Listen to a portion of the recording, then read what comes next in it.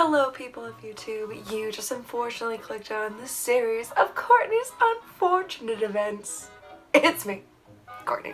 It's been a hot second, and I'm also kind of sick, so here we are. But I figured, hey, I got loads of time, let's make a video. So here we are. So today we're gonna do an unfortunate event. We're gonna do like a list of unfortunate events that just seem to just keep happening to me, unfortunately. I tend to have the worst luck, absolute worst luck. And when I mean the worst luck, I really mean the worst luck. But hey, I'm still alive, I'm still here, I'm still kicking, so I mean, it can't be the worst, right? I have the worst luck when it comes to cars. Not just cars, but like vehicles, any type. It can be trucks, can be cars, can be bicycles, I guess. I don't know. I just have the worst luck.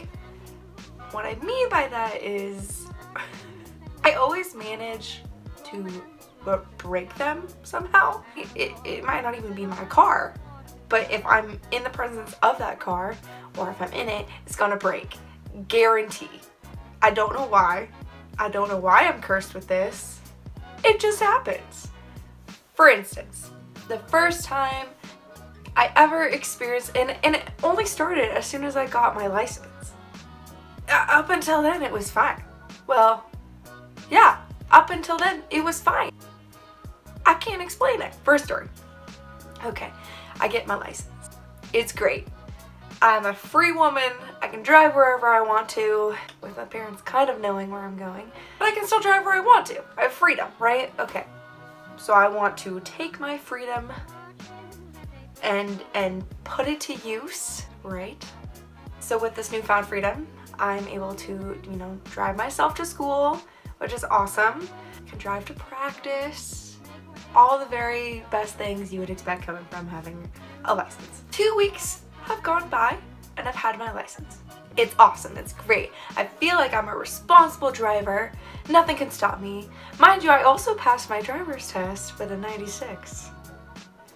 I failed back around a corner, which I'm not sure how you do that, but I did. I passed parallel parking though, and anyone who knows me, I'm really good at parallel parking. Not the point of the story. I am driving myself to practice, and it's around like 5 o'clock. There are 2 ways to get to my high school from where I live. You can take this back road that involves some windy roads, some hills. The back roads seem to get you to the school faster. I don't know, maybe you save 5 minutes, but still it was less people on the road. It was easier to get there.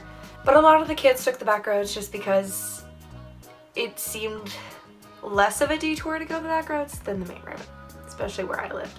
My parents had told me time and time again, just be careful on the back roads, really keep your eyes open. We have a lot of deer where we live and a lot of woodland creatures. And so I always, kept an eye out for them. No biggie, whatever. On the main road, they were doing heavy construction because they put in some new intersections and they needed to accommodate the main roadway for it. So they were doing some maintenance and stuff, so it was closed. And they had the detour going through the back roads. So it was like way more busier than normal, but you had to take the back road. Like that's just how it was to get where you needed to go because it was a detour. There's this hill and it starts in super windy. And to go to the high school, you needed to make this sharp left. That was almost a blind turn. So you kind of had to look and floor it to kind of make it. But I had confidence in myself. It was great. Mind you, okay. I was a cheerleader in high school, so I'm wearing like my cheer workout stuff, right? Okay, Gig Harbor High School, shout out to you. But like all this cheer stuff showing that I'm a cheerleader. I even had like the stupid pom-poms on the back of my car. Lord. So it's rush hour, there's so many people.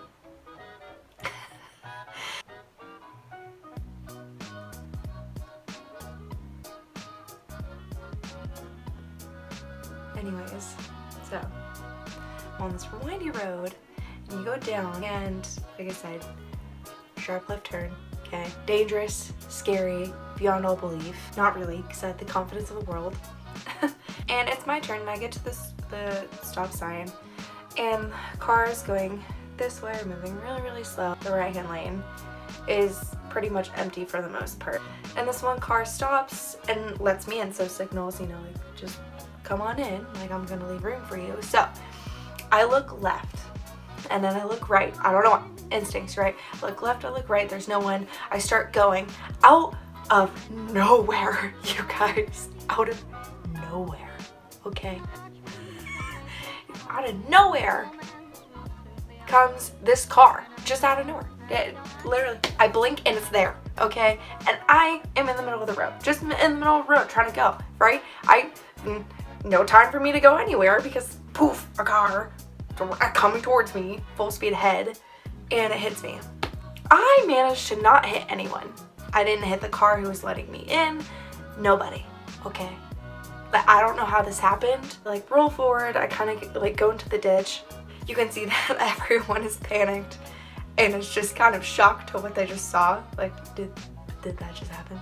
I like kind of set up, none of my airbags deployed, which is kind of scary. They should have, but none of them deployed, okay? And so I'm thinking, did I even get hit? Like, was I imagining this? Was it someone else who got hit? And I lean out of my car and I roll down my window and I can't see any damage. Like, there's obvious damage to the other car, but I'm looking and I don't see where my car got hit. And I could have easily been a brain injury, but I was like, what the heck?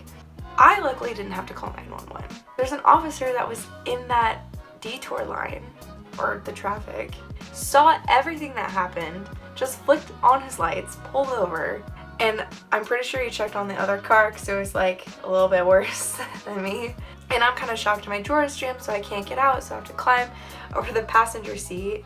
And I sit there, I just start crying and sobbing uncontrollably.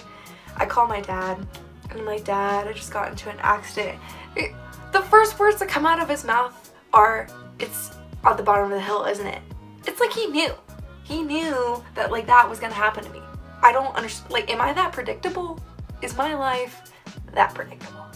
He ends up buzzing down and the Jeep pulls over. I am just sobbing. By that time, the paramedics were already there checking up on all of us, and the fire engine was there, which made more of a mess at the detour. I don't know how big of a backup there was that I ended up causing, except for I will tell you this, so many people from my high school, okay, the next day, because I did go to school the next day, I was fine, literally were like, oh, I saw that accident. I was like, you didn't pull over to help? You didn't think, oh, maybe Courtney needs some help? Guess not. That was my first incident. And my dad actually ended up taking pictures of me in the front seat, sobbing. My dad had left his WSU Cougar sweatshirt in the back, and I was really embarrassed that I was wearing my cheer stuff. So I just threw on the Cougar shirt, like, as if that were to make it better. And I took out the pom-poms out of the back of my car. My car got towed. It was just a whole, just shenanigans. So that was my first really unfortunate car situation. The second time, I was not driving. It was me, my uncle, my cousin, and my parents. We're driving up. I don't know if any of you guys here are from Washington. We were driving up the hill from Auburn. My dad noticed that, like, the Suburban was acting kind of funny, and we were like making way, getting speed up the hill, and all of a sudden our car dies. It dies. And my dad's like, oh no. And so we're all holding on. I guess our alternator just like, or no, not our alternator. Something in the engine like kind of blew up. So it looked like we were like on fire, which we kind of were. So our car was starting to catch fire, but we couldn't do anything. And there's this lady who's driving in a Subaru up next to us and is like screaming, it's like, you're on fire, you're on fire.